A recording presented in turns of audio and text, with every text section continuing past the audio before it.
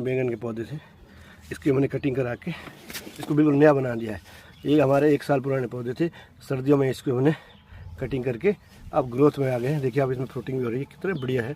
आप पुराने पौधों को भी नया कर सकते हैं, लेकिन उस पर थोड़ी केयर करनी होती है।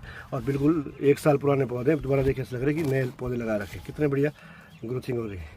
और देखिए बहुत अच्छी ग्रोथ दे रही है, आप इस पौधे को देख सकते हैं कितनी बढ़िया ग्रोथ में है। और ये सारे मेरे इसमें 8 से 10 पौधे मेरे ये सारे पुराने पौधे हैं, आप देख सकते हैं।